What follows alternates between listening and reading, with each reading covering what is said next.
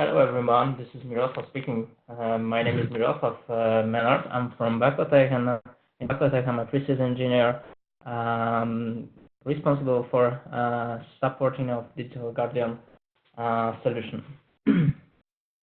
Please give me one moment to share my screen. Okay, before we start, a few words from me about the installation. Digital Guardian is working on Windows Server, so I recommend to use Windows Server 2012 or higher, but 2012 is a good choice.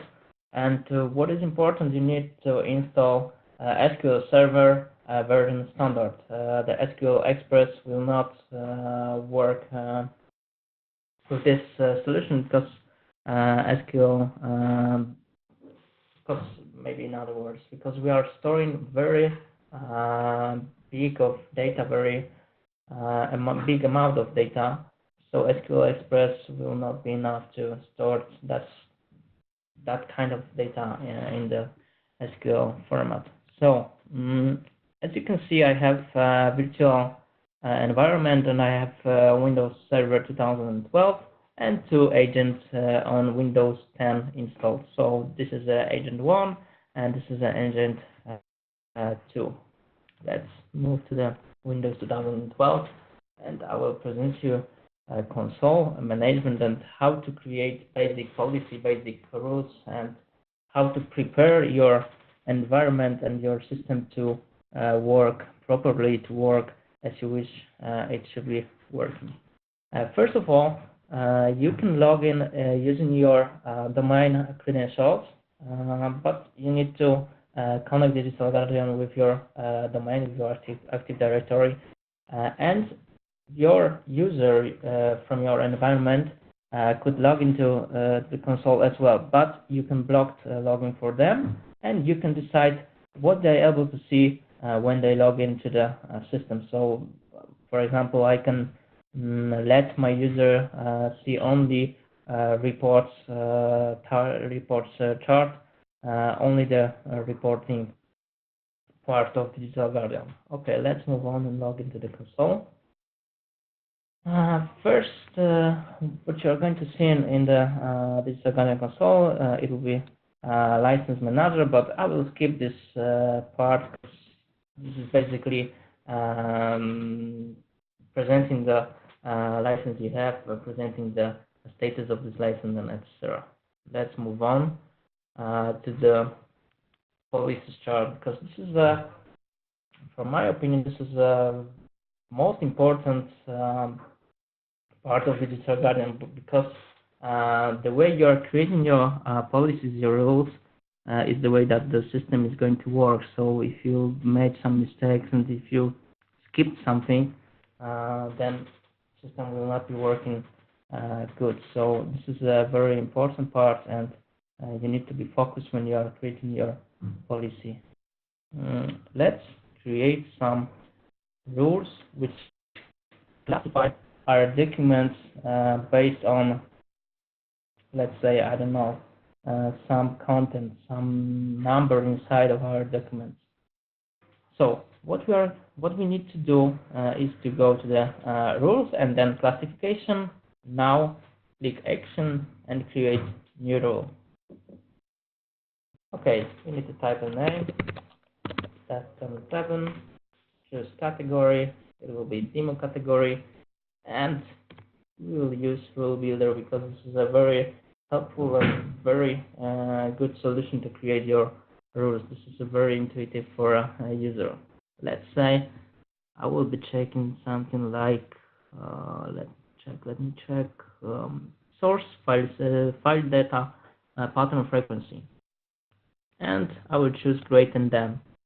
And now I'm looking for some data pattern in my document. This pattern I can create on my own, so this could be my custom pattern. I can use built-in patterns. There's plenty of built-in patterns. You can choose, for example, as you can see, ABI routing, CC Visa, MasterCard, etc., etc. But I've already created a pattern like DOB ODPL. This is a Polish ID numbers pattern, and every file which contains Polish ID numbers inside will have this classification which I created before, which I create right now, for example. How many patterns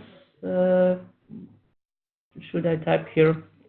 It's up on me, because if I want to look, for example, for 2 or more patterns inside, then I need to type 2. If if even one data pattern inside should be considered, I need to type 0, because every more than 0 will assign the classified to my document. And as you can see, the builder built some code, and if I go with finish, my rule is done, my rule is created. Okay, I will go with console because I have some rules created before, and then go to the control rules. Leave this page. Okay, I'm okay with that.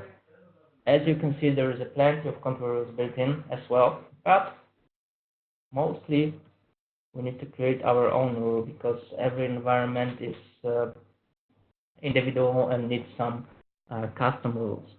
First, type the name as before, set a date, select category, and here we have actions. As you can see, there is a block, continue, encrypt, prompt, and vault actions. Block, this is the action which simply block some kind of behavior. For example, we don't want user to send some files via network transfers. Okay, we block it without any other permission, any other choice for a user. We can continue that behavior, but this behavior will be stored in our reports. So we have information about that, but the user can do it. We can actually encrypt this file, but this is only with copy, move, save as file on the USB drive, external USB drive. It could be, for example, USB flash pen drive stick, or USB external HDD drive, and etc. We can prompt user, so this is some kind of interaction with the user. He will see some information, like, for example, you cannot do it, but type some justify why you are going to do it. Maybe you need to do it, this is very important for you. Okay, just justify. I will have this information for the future, for example, investigation, etc. Doesn't matter. And we have vault, which is a more specified action, some kind of raising the flag. For example, raise the flag when a file contains ID numbers, is open under the notepad. Then raise the flag. If the flag is raised, for example, block using the print screen. If somebody's closed the notepad with that file, then allow him to create print screen. Okay, let's go to the rule builder and show how we can do it. Let's choose, for example, block, rule builder, and what is interesting for us. For example, I'm interested in file related and network file transfer related categories operation, and then file copy, file move, and let's choose file save as and network file upload.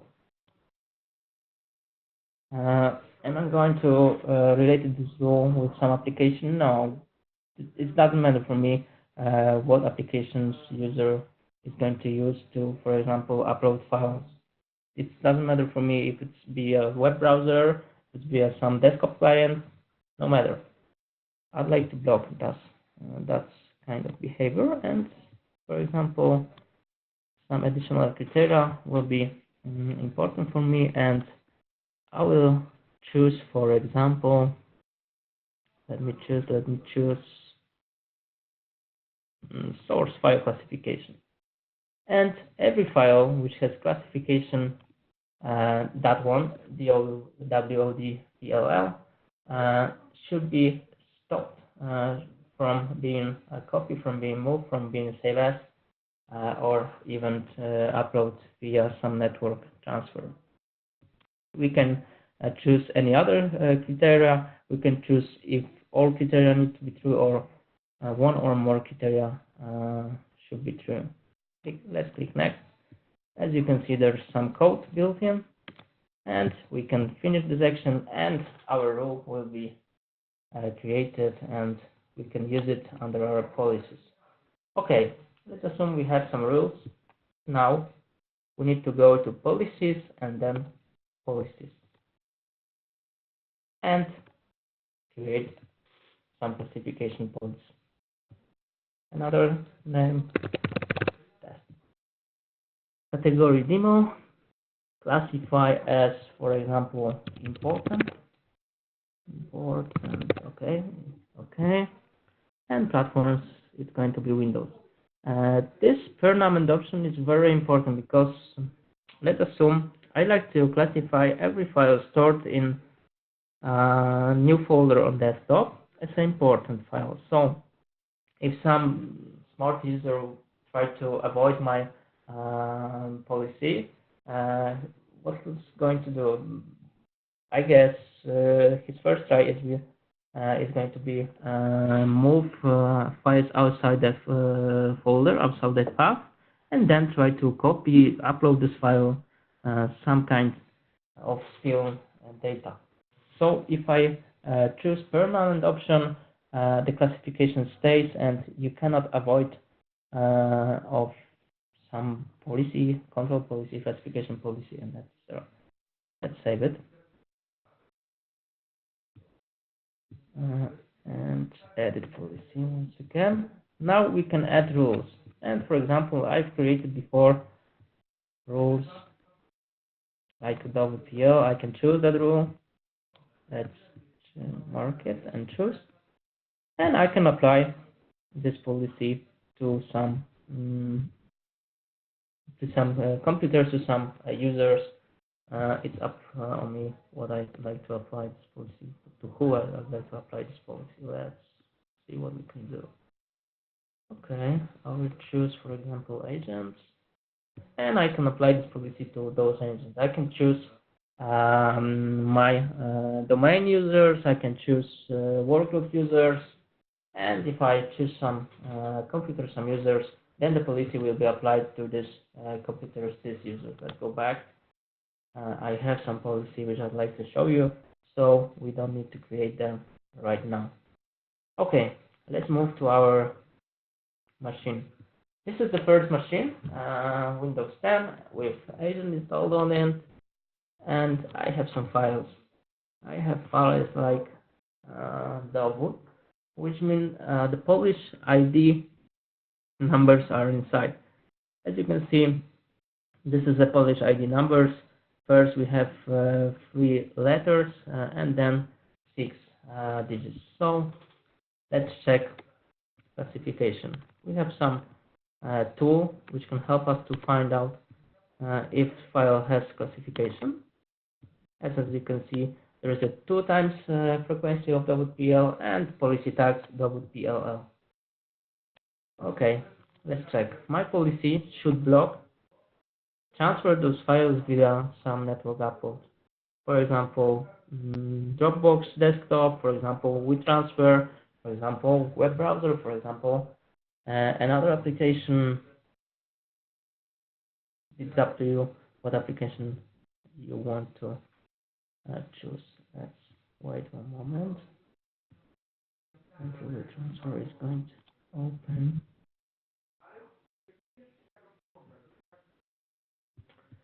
Okay, here we go. We have the transfer. We need to wait some moment. Okay, now I can add the file. And let's choose this one, WPL, send it to that address, it doesn't matter, try to transfer. And this is the prompt action. It's in Polish, but it means that this action was blocked. If it's necessary, you can type some justification. And for example, user type, I need to do it because, etc., etc. And click continue, then the file will be sent. or close, then the action will be stopped and file will not be sent via some network transfer. Let's continue send this file. Okay, as you can see, file was sent. Another policy I have is with some vault rules, and if an IP content is inside some files and this file is opened under the node path, I cannot create some print screen. Let's try to create print screen, and this action was blocked. This is the blocked action. So as you can see, user cannot do anything. He can only click OK. I understand. Action was blocked. Okay. Now I'd like to talk about some encryption, because this is very important. If our files are encrypted, they are much safer than without encryption. This is very important, that if somebody tries to steal files, let's encrypt these files and don't let him to do it. And as you can see, I have some notepad file with some content inside. I will try to copy these files or move to the USB stick. Okay. I need to do one thing, because this is a lab environment, AFE. Okay, as you can see, we have E letter here, which means that the file is encrypted, and no one without agent from our environment can open this file. I will show you, for example, open this file on my computer outside the lab environment. Okay, open, and it's encrypted. Now let's move on to another agent from my environment, because every Digital Guardian console has its own certificate. You can build the certificate, and you need to upload the certificate while installing the agent. So if somebody has Digital Guardian 2, he won't be able to read this file, because this file can read only inside your environment.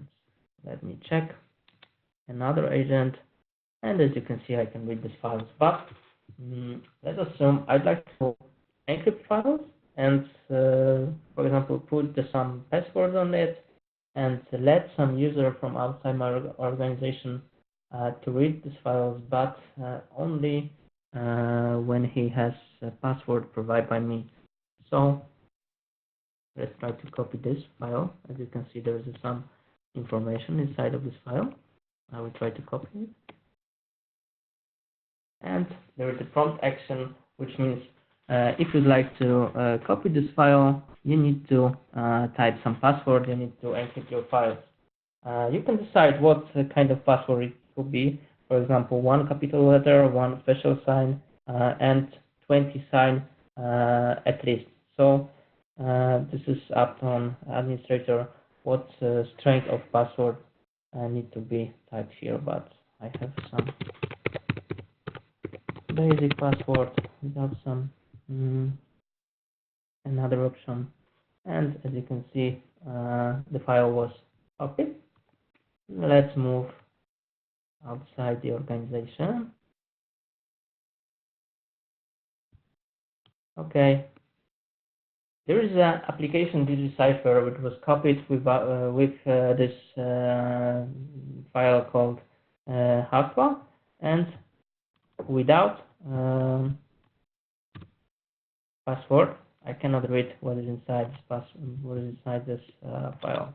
But if I go with DigiCipher and try to open it, type password and click OK, I can read this file, and this is for me this is understandable. So as you can see, we have two options of encryption of file, and what is more important and what is for me very good options, we have plenty of reports built in Digital Guardian console.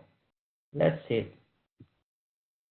We have two types of reports, enterprise and local reports. So local reports is from last 24 hours, so from yesterday since today. Enterprise is from last 90 days, but you can archive those reports and has information from more than 19 days. Let's, for example, choose application usage. As you can see, it's from yesterday, 8th of August, but I will check, for example, from March. Oh, here's an error because I've installed this machine in May, I guess. Okay, because you know I cannot run reports from the start date before I have digital installed on my environment. Okay, let's choose, for example, command line. I can click it and bring down those reports. I can see a user who used command line. Let's choose admin on a desktop computer. And as you can see, I have information about begin time, about end time of using this command line. I have information when this user used command line, and I can run some investigation. Let's choose, for example, application activity. And as you can see, there is a notepad because I often open notepad. There is a Firefox and choose Firefox. What was done with Firefox? There were some tries of network transfer upload. So I presented my policy which blocked that kind of behavior. Who did it? One user, admin on the desktop QHOSKP computer. Let's drill down. And here we go. We have some information.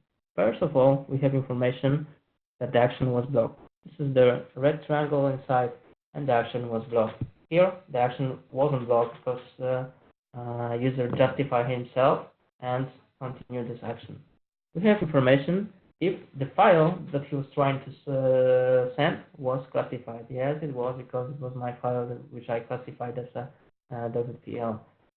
If there's an alert, yeah, it is, because every action that was blocked generates some alerts. And here we go, what we can see under this action. The source file was .txt. The host name was WeTransfer. The remote port was 443, which means that he tried to use HTTPS. Maybe he was thinking that HTTPS is encrypted and we cannot check that kind of behavior. It's not true because agent is working under the kernel mode, and we're not doing some mainly the middle and some listen of what users are doing. We have information from a kernel. And local port, which is normal for us. As you can see, I have every information about what user was doing. We have even trends, which build some trends of behavior. For example, we can build trends of, let's assume, printing behavior, and we have trend that every day our user, for example, running, let's say, 1,000 printing actions, and one day we can see that we have 3,000 of printing. So we will have some peak inside here, another color if we would like to have another color, and we can run some investigation. What's going wrong? Why somebody's printed so much file today? And I will not have some printing operation, but I will have network transfer upload, which is obvious. Let's run this report from the last 90 days. And as you can see, here we go, that's our report. It looks like this. This is the average of user, but here we have some peak, some unusual behavior. Total activity was 35, but daily it's about 5 or 6 activity. Let's see what's inside it. We can see that two applications was used to network file upload. It was Firefox and Internet Explorer. Let's click it. That user doing this, and he did 34 tries of doing this. Let's click on it, and as you can see, he tried to network transfer upload this file, and it was blocked. I can export it to Excel to CSV files, but you can build local trend reports, custom trends, which is, as I said before, from last 24 hours. So if somebody is printing right now some big amount of document, you can have some alert, some email notification, and you can stop this action in the real time. Let's assume for an upload event, I want to have information when the maximum, let's choose absolute value, will be more than, it was 35 before, so let's say it will be 15. Okay, and if one day there will be 16 tries of network file upload, I will get some message notification. And now I have information from last 24 hours upload every 15 minutes, so I can react every 15 minutes about my information. I can run this report. As you can see, there is a green report about removable USB connection. Let's click it, see what we have here. And as you can see, this is information only from last 24 hours. If you build it, you can have information from bigger range of data, but you need to build that custom reports before. Okay, we need to wait. Because removable files will be big amount of data, and I have some virtual machine. That's why I need to wait so long, because my machine has some low resource. Let's choose upload. It was 2 trials today. Let's see it. We need to wait for localhost. As I mentioned before, this is a virtual machine, and my resources are about 1 gig of RAM. If I would have some normal machine, hardware machine, I will have more information. Okay, there is the information about file copy and ADA print screen, because I create some custom reports which need to present me those information. Not only the upload, I have file copy, file device remove, file move, etc., and transfer upload. As you can see, there is no information about action being blocked, because I did some justify and copied those files. It's here. Okay, this is that file. Okay, from my side, that's everything I've prepared for today. Maybe you have some questions. Maybe you'd like to ask me about some information. If you have some questions, this is the time to ask me some more questions about this solution. If you're interested about some WebEx, private WebEx only with you, when we go further with this solution, when we check more information, when we check more action you can do under this console, feel free to ask one of my colleagues, Jakub or Anna, to schedule some date for that kind of WebEx. So, does anyone have some question right now?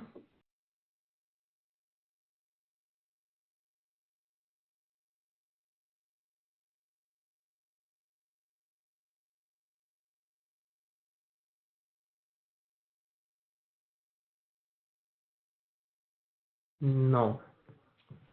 So, thank you very much for today. You can contact with us every time you need more information about our system. Today's session was recorded, so you can watch record after our meeting. We'll provide you the files with record. As I said before, if you need more information about that system, you can contact with my colleague every time. His mail here.